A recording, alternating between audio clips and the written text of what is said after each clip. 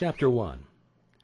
The aphorism, "As a man thinketh in his heart, so is he," not only embraces the whole of a man's being, but is so comprehensive as to reach out to every condition and circumstance of his life. A man is literally what he thinks, his character being the complete sum of all of his thoughts. As the plant springs from, and could not be without, the seed, so every act of man springs from the hidden seeds of thought, and could not have appeared without them. This applies equally to those acts called spontaneous and unpremeditated as to those which are deliberately executed. Act is the blossom of thought, and joy and suffering are its fruits. Thus does a man garner in the sweet and bitter fruitage of his own husbandry. Thought in the mind hath made us. What we are by thought was wrought and built. If a man's mind hath evil thought, pain comes on him, as comes the wheel, the ox behind. If one endure impurity of thought, joy follows him as his own shadow, sure. Man is a growth by law, and not a creation by artifice, and cause and effect are as absolute and undeviating in the hidden realm of thought as in the world of visible and material things. A noble and godlike character is not a thing of favor or chance, but is the natural result of continued effort in right thinking, the effect of long-cherished association with godlike thoughts. An ignoble and bestial character by the same process is the result of the continued harboring of groveling thoughts. Man is made or unmade by himself. In the armory of thought he forges the weapons by which he destroys himself. He also fashions the tools with which he builds for himself heavenly mansions of joy and strength and peace. By the right choice and true application of thought, man ascends to the divine perfection. By the abuse and wrong application of thought, he descends below the level of the beast. Between these two extremes are all the grades of character, and man is their maker and master. Of all the beautiful truths pertaining to the soul which have been restored and brought to light in this age, none is more gladdening or fruitful of divine promise and confidence than this, that man is the master of thought, the molder of character, and the maker and shaper of condition, environment, and destiny. As a being of power, intelligence, and love, and the lord of his own thoughts, man holds the key to every situation and contains within himself that transforming and regenerative agency by which he may make himself that he wills. Man is always the master, even in his weakest and most abandoned state, but in his weakness and degradation he is a foolish master who misgoverns his household.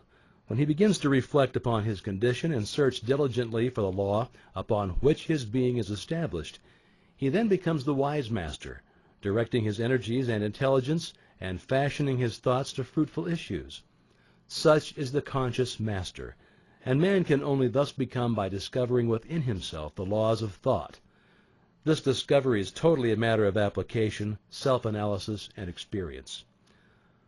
Only by searching and mining are gold and diamonds obtained, and man can find every truth connected with his being if he will dig deep into the mine of his own soul. That he is the maker of his character, the molder of his life, and the builder of his destiny, he may unerringly prove if he will watch, control, and alter his thoughts, tracing their effects upon himself, upon others, and upon his life and circumstances, linking cause and effect by patient practice and investigation, and utilizing his every experience, even the most trivial everyday occurrence, as a means of obtaining that knowledge of himself which is understanding, wisdom, and power.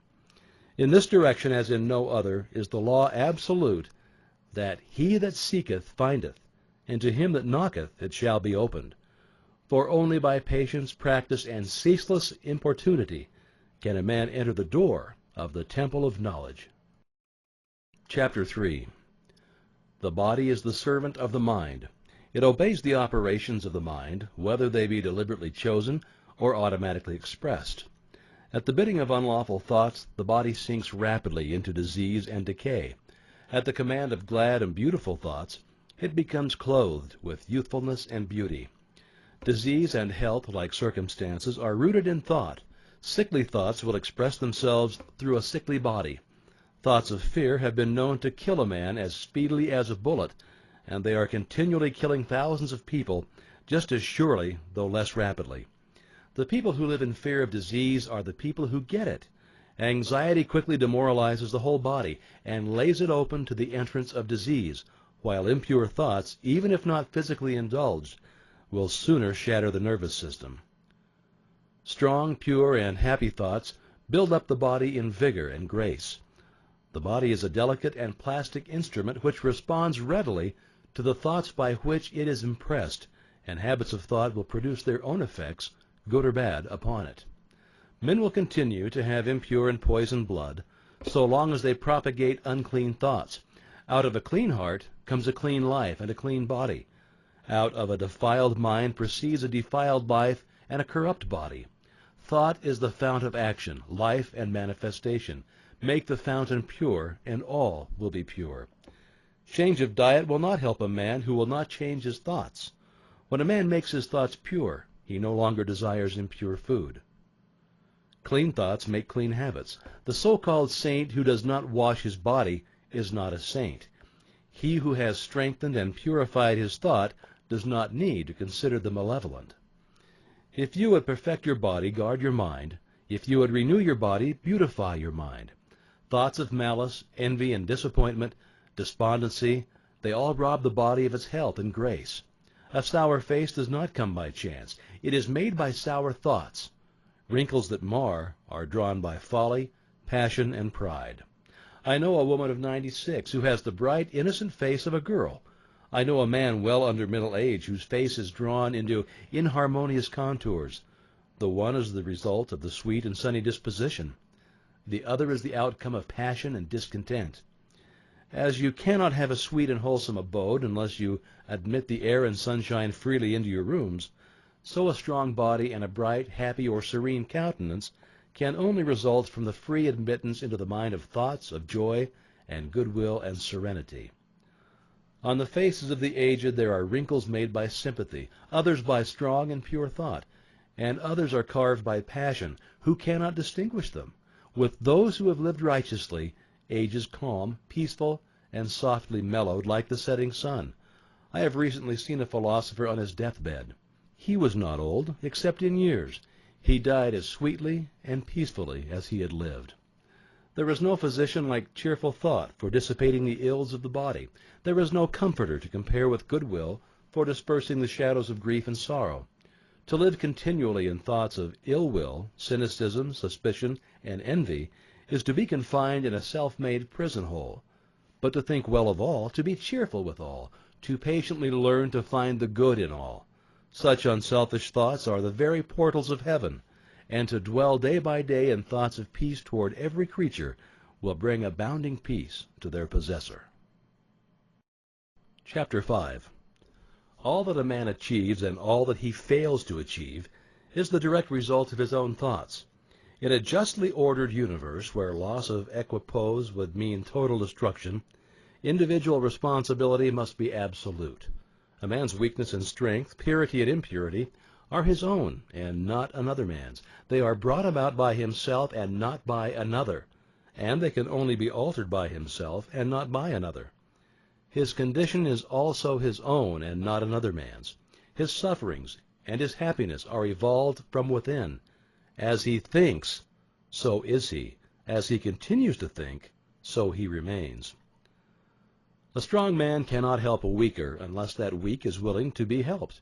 And even then, the weak man must become strong of himself. He must, by his own efforts, develop the strength which he admires in another. None but himself can alter his condition. It has been usual for men to think and to say, "Many men are slaves because one is an oppressor. Let us hate the oppressor." But there is amongst an increasing few a tendency to reverse this judgment, and to say, "One man is an oppressor because many are slaves. Let us despise the slaves." The truth is that oppressor and slaves are cooperators in ignorance, and while seeming to afflict each other, they are in reality afflicting themselves. A perfect knowledge perceives the action of law in the weakness of the oppressed and the misapplied power of the oppressor. A perfect love, seeing the suffering which both states entail, condemns neither. A perfect compassion embraces both oppressor and oppressed. He who has conquered weakness and has pushed away all selfish thoughts belongs neither to oppressor nor oppressed. He is free. A man can only rise, conquer, and achieve by lifting up his thoughts. He can only remain weak, abject, and miserable by refusing to lift up his thoughts. Before a man can achieve anything, even in worldly things, he must lift his thoughts above slavish animal indulgence. He may not, in order to succeed, give up all animality and selfishness, necessarily, but a portion of it must at least be sacrificed. A man whose first thought is bestial indulgence could neither think clearly nor plan methodically. He could not find and develop his latent resources and would fail in any undertaking. Not having begun to manfully control his thoughts, he is not in a position to control affairs and to adopt serious responsibilities. He is not fit to act independently and stand alone, but he is limited only by the thoughts that he chooses. There can be no progress nor achievement without sacrifice, and a man's worldly success will be by the measure that he sacrifices his confused animal thoughts and fixes his mind on the development of his plans and the strengthening of his resolution and self-reliance. The higher he lifts his thoughts, the greater will be his success, the more blessed and enduring will be his achievements. The universe does not favor the greedy, the dishonest, the vicious, although on the mere surface it sometimes may appear to do so. It helps the honest, the magnanimous, the virtuous. All of the great teachers of the ages have declared this in varied ways, and to prove it and to know it, a man has but to persist in making himself increasingly virtuous by lifting his thoughts. Intellectual achievements are the result of thought consecrated to the search for knowledge or the beautiful and true in nature. Such achievements may sometimes be connected with vanity and ambition, but they are not the outcome of those characteristics. They are the natural outgrowth of long and arduous effort and of pure and unselfish thought. Spiritual achievements are the consummation of holy aspirations. He who lives constantly in the conception of noble and lofty thoughts, who dwells upon all that is pure and selfless, will, as surely as the sun reaches its zenith and the moon its full, become wise and noble in character, and rise into a position of influence and blessedness. Achievement of any kind is the crown of effort, the diadem of thought. By the aid of self-control, resolution, purity, righteousness, and well-directed thought, a man ascends. By the aid of animality, indolence, impurity, corruption, and confusion of thought, a man descends.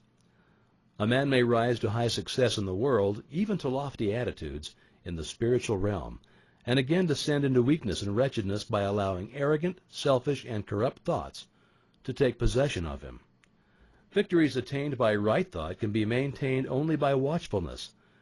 Many give way when success is assured and rapidly fall back into failure. All achievements, whether in the business, intellectual, or spiritual world, are the result of definitely directed thought. They are governed by the same law and are of the same method. The only difference lies in the object of attainment. He who would accomplish little needs sacrifice little. He who would achieve much must sacrifice much. He who would attain highly must sacrifice greatly.